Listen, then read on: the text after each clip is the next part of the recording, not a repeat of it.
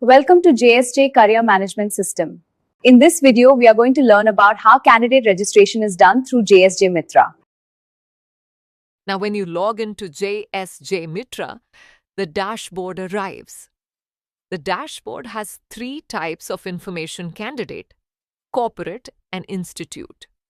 So today, we are going to learn about the candidate.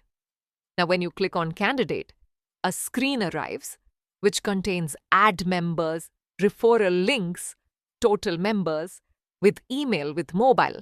And here, you will get all the member information those have registered JSJ Mitra.